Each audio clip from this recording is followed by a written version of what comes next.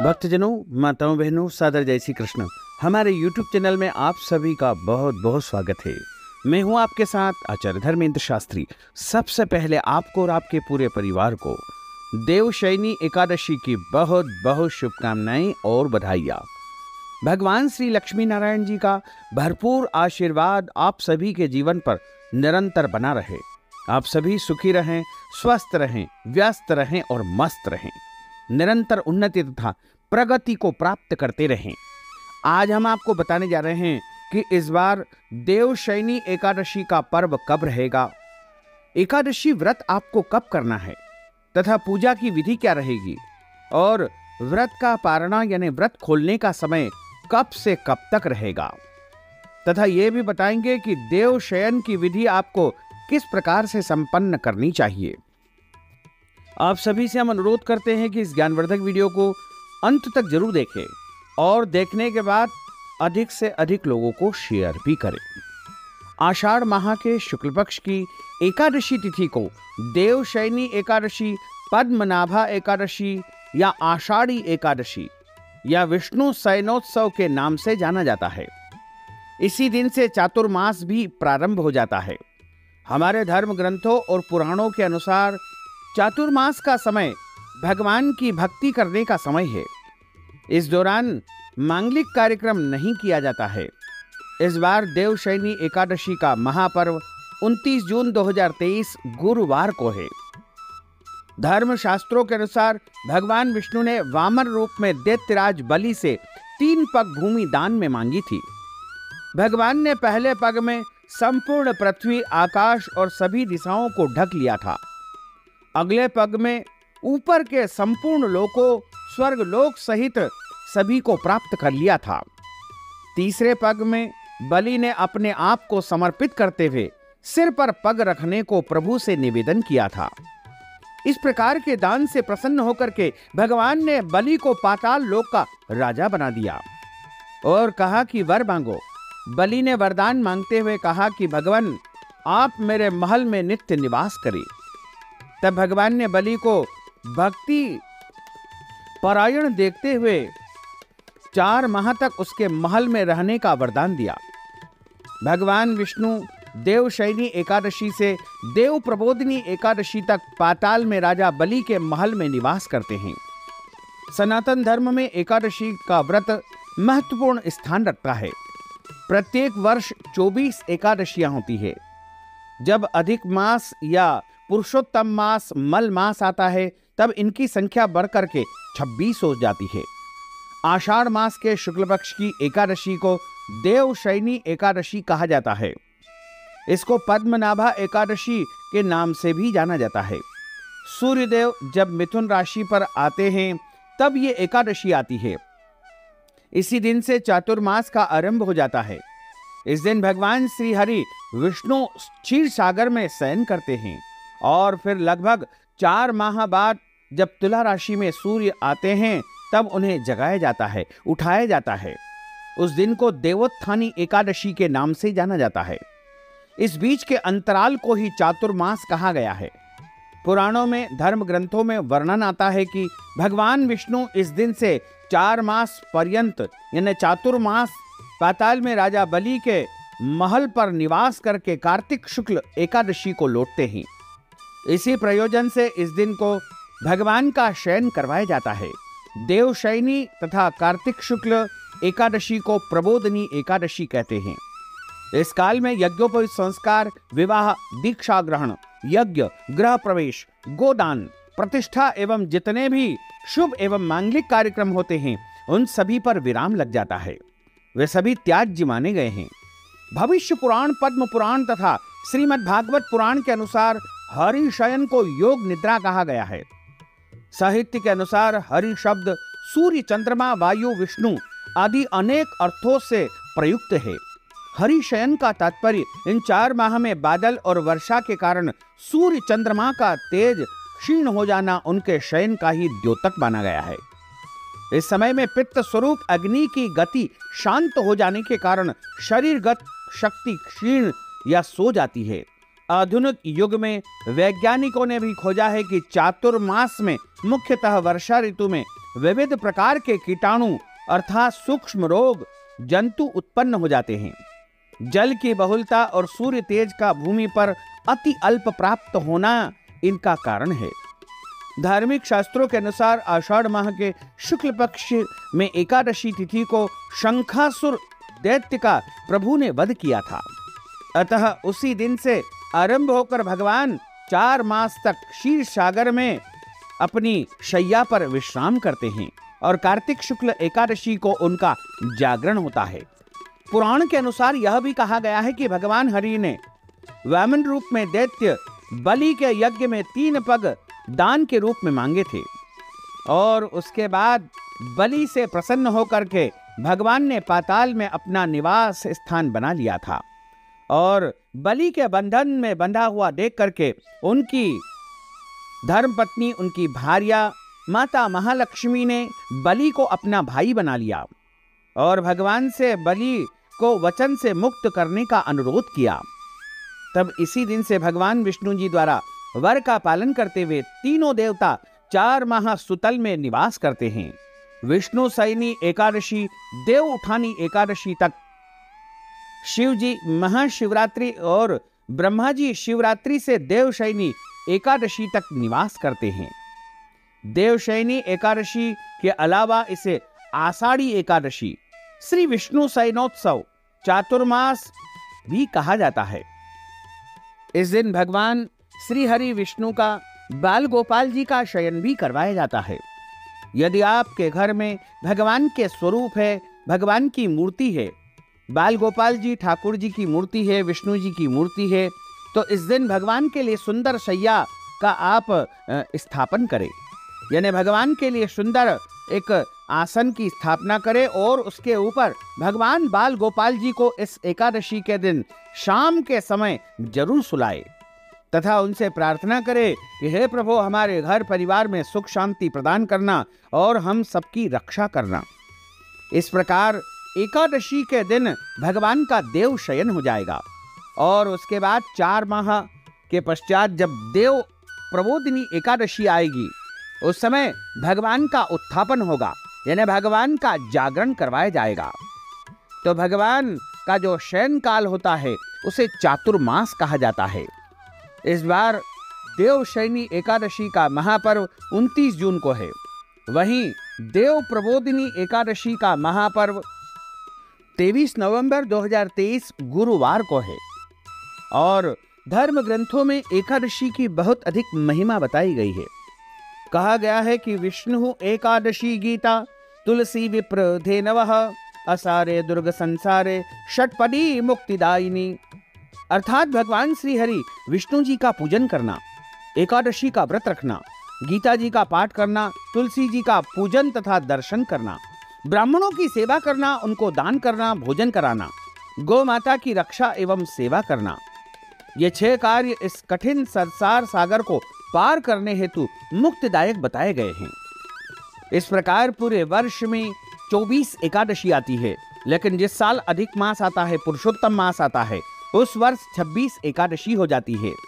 एकादशी का व्रत भगवान नारायण का सबसे परम प्रिय व्रत है और एकादशी का व्रत करने से मनुष्य के जन्म जन्मांतर के पाप जड़ से नष्ट हो जाते हैं तथा उनके पुण्यों का उदय होता है। जब उनके पुण्यों का उदय होगा तभी उन्हें सांसारिक एवं भौतिक सुखों की प्राप्ति होगी। इस बार देवशयनी एकादशी तिथि का आरंभ 29 जून 2023 की सुबह 3:19 पर हो जाएगा और एकादशी तिथि का समापन 29 और 30 जून 2023 की रात्रि 2:42 पर हो जाएगा। अतः जो शुद्ध एकादशी होगी, सूर्योदय व्यापिनी जो एकादशी होगी, वह 29 जून 2023 गुरुवार को ही रहेगी। इसी दिन सभी भक्तजनों और माताओं बहनों को देवशयनी एकादशी का व्रत रखना चाहिए और इस व्रत का पारणा यानी व्रत खोलने का समय जो रहेगा 30 जून 2023 शुक्रवार को सुबह 5:52 से लेकर के 7:52 तक व्रत का पारणा करना चाहिए, यानी व्रत खोल लेना चाहिए। अगले दिन कोई और व्रत करना है, जैसे प्रदोष का व्रत, शुक्रवार का व्रत या अन्य कोई भी व्रत यदि आपको करना है तो ऐसे में आप जल, फल या फलाहारी वस्तु से व्रत का पारणा कर सकते हैं।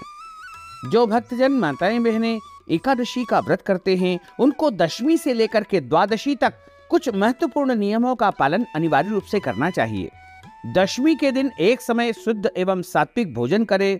दशमी के दिन चावल नहीं खाना चाहिए। लहसुन, प्याज, मांस, मदिरा, मसूर की दाल, कटहल की सब्जी का उपयोग भोजन में बिल्कुल नहीं करना चाहिए।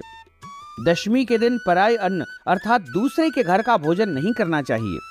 यदि किसी कारणवश आपको दूसरे के घर का भोजन करना पड़े तो आप उस हेतु दान दक्षिणा यदि प्रदान कर लेंगे तो उसका दोष समाप्त हो जाएगा। दशमी के दिन शहद नहीं खाना चाहिए। पंचामृत के रूप में शहद का उपयोग कर सकते हैं, लेकिन अकेली शहद नहीं खाना चाहिए। इस दिन ब्रह्मचर्य व्रत का पालन करना चाहिए। एकादशी के दिन सुबह जल्दी उठ करके भगवान का पूजा अर्चना करके और एकादशी व्रत का संकल्प धारण करें। संकल्प के लिए हम अलग से आपके लिए वीडियो प्रस्तुत करेंगे। और सूर्य भगवान को अर्घ्य प्रदान करें, माता पिता को प्रणाम करें, तुलसी जी का पूजन करें, गौ माता का पूजन करें। गौ माता को रोटी, दाल, चावल इत्यादि वस्तुएं खिलाना चाहिए। गौ माता को किसी भी प्रकार से अन्न खिलाने का कोई दोष नहीं माना जाता है। और जो भक्तजन माताएं बहनें एकादशी का व्रत करते हैं उनको अन्न नहीं खाना चाहिए। जल पी सकते हैं, पानी पी सकते हैं, चाय, कॉफी, दूध पी सकते हैं और सभी प्रकार के जो फल होते हैं और इसके अलावा जो दूध से बनी वस्तुएं होती है वो सर्वोत्तम फलाहार के रूप में मानी जाती है। लेकिन ध्यान रखें, एकादशी के दिन किसी भी परिस्थिति में चावल नहीं खाना चाहिए। चावल का उपयोग इस दिन पूजन और भोजन किसी भी कार्य में नहीं किया जाता है। एकादशी के दिन लहसुन, प्याज, मांस, मदिरा, कटहल की सब्जी, मसूर की दाल का उपयोग अपने घर में बिल्कुल नहीं करना चाहिए। एकादशी के दिन झूठ न बोले, क्रोध न करे, लड़ाई झगड़ा एवं वाद विवाद बिल्कुल न करे। इस दिन ब्रह्मचर्य व्रत का पालन करना चाहिए। दाढ़ी, कटिंग, शेविंग नहीं करना चाहिए। नाखून नहीं काटना चाहिए। किसी भी प्राणी का अपमान अथवा अनादर नहीं करना चाहिए, क्योंकि ईश्वर अंश जीव अविनाशी, प्रत्येक प्राणी में ईश्वर का वास माना जाता है। इसलिए किसी का भी अपमान अथवा अनादर बिल्कुल न करे। और एकादशी के दिन में न सोएं, रात्रि में जागरण करना चाहिए। यदि पूरी रात नहीं जाग सकते हैं तो जितना संभव हो उतना जागरण करें। और यदि आपके घर में जन्म अथवा मृत्यु का सूतक लग जाता है तो ऐसी परिस्थिति में आप व्रत अवश्य करें। लेकिन भगवान का पूजन अर्चन करना ऐसी परिस्थिति में वर्जित माना जाता है। यदि आपके घर में कोई माताएं बहनें मासिक धर्म या पीरियड की अवस्था में रहती है तो उनको भी व्रत अवश्य करना चाहिए, लेकिन भगवान का स्पर्श तथा पूजन कार्य उनको नहीं करना चाहिए। और एकादशी का जो व्रत करता है, यदि उससे कोई गलती हो जाती है, अपराध हो जाता है, तो वो प्रभु से क्षमा याचना अवश्य कर लेवे। और जो भक्तजन माताएं बहनें एकादशी का व्रत करते हैं उनको कथा जरूर सुनना चाहिए। देवशयनी एकादशी व्रत कथा हमेशा ब्राह्मण के मुख से ही सुनना चाहिए, क्योंकि ब्रह्म वाक्य जनार्दन। और कथा सुनने के बाद ब्राह्मण को यथाशक्ति दक्षिणा दान अवश्य करे। और एकादशी का जो व्रत करता है उनको एकादशी व्रत का पारणा अगले दिन ही करना चाहिए। इस बार देवशयनी एकादशी का व्रत 29 जून 2023 गुरुवार को रहेगा।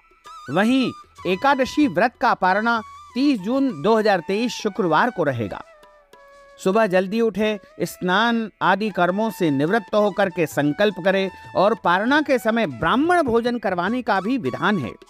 जब आप व्रत खोलते हैं उस समय ब्राह्मण भोजन के लिए ब्राह्मण को घर बुला करके भोजन करवाए। यदि घर बुला करके भोजन नहीं करवा सकते हैं तो आटा, दाल, चावल सीधा सामग्री ब्राह्मण को दान करें। और यदि सामग्री भी नहीं दे सकते हैं तो ब्राह्मण भोजन के लिए यथाशक्ति नगद राशि का दान ब्राह्मण को कर देना चाहिए, जिससे आपको पारणा का और एकादशी व्रत का संपूर्ण पुण्य लाभ प्राप्त हो सकेगा। देवशयनी एकादशी बड़ी एकादशी होती है और इस एकादशी का सभी भक्तों को व्रत अवश्य करना चाहिए। एकादशी के दिन गौ दान का बहुत अधिक महत्व माना गया है। यदि संभव हो तो आप इस दिन गोदान भी जरूर करें, जिससे आपको एकादशी का संपूर्ण पुण्य लाभ प्राप्त हो सकेगा। और देवशयनी एकादशी का जो व्रत करते हैं उनको रात्रि के समय भगवान का भजन कीर्तन और अनुष्ठान करना चाहिए। देवशयनी एकादशी के दिन भगवान सत्यनारायण की कथा का आप श्रवण कर सकते हैं। श्री विष्णु सहस्त्र नाम, श्री गोपाल सहस्त्र नाम या भगवान के पवित्र स्तोत्रों का पठन पाठन इस दिन जरूर करना चाहिए। तथा एकादशी के दिन किसी भी प्रकार का कोई गलत कर्म, अनैतिक कर्म अथवा पाप कर्म आपको बिल्कुल नहीं करना चाहिए, क्योंकि हमारे धर्म ग्रंथों में कायिक, वाचिक और मानसिक 3 प्रकार के पाप बताए गए हैं। कायिक का अर्थ होता है काया यानी शरीर के द्वारा जो गलत कर्म या पाप कर्म किए जाते हैं उन्हें कायिक पाप कहा जाता है। और वाचिक का अर्थ होता है वाणी के द्वारा गलत शब्दों का यदि हम उपयोग करते हैं तो उसे वाचिक पाप कहा जाता है। और तीसरा होता है मानसिक, यानी मन में यदि हमारे कोई भी गलत विचार उत्पन्न होते हैं तो उन्हें मानसिक पाप कहा जाता है। इसलिए एकादशी का जो व्रत होता है वो जन्म जन्मांतर के पाप दोषों को नष्ट करने का ही व्रत माना गया है। इसलिए इस दिन किसी भी परिस्थिति में आपको गलत कर्म, पाप कर्म बिल्कुल नहीं करना चाहिए। एकादशी के दिन आपको अपने घर के बड़े बुजुर्ग का अपमान अथवा अनादर नहीं करना चाहिए।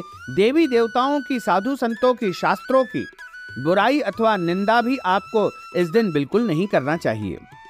और एकादशी का जो व्रत करता है उसको फलाहार के रूप में सादे नमक का उपयोग नहीं करना चाहिए। जो फलाहारी नमक होता है उसका ही उपयोग फलाहार के रूप में करें। जिसे सेंधा नमक फलाहारी नमक के रूप में माना जाता है। तथा मिर्च के रूप में काली मिर्च का आप उपयोग कर सकते हैं, हरी मिर्च का उपयोग आप कर सकते हैं, लेकिन फलाहार में लाल मिर्च का निषेध माना गया है। साथ ही इस दिन जो भी आप फलाहार अपने स्वयं के लिए बनाते हैं, पहले भगवान को भोग लगाएं, प्रभु को अर्पण करें, उसके बाद ही स्वयं ग्रहण करें, क्योंकि असमर्पित वस्तु कभी भी अपने उपयोग में नहीं लाना चाहिए। जो वस्तु खाने पीने की या उपयोग की हो, पहले भगवान को भोग लगा देवे, प्रभु को अर्पण कर देवे और प्रसाद रूप में उसे यदि आप स्वयं ग्रहण करेंगे तो निश्चित तौर से वह प्रसादी हो जाएगी और आपके जीवन के लिए वह फलदायी सिद्ध होगी।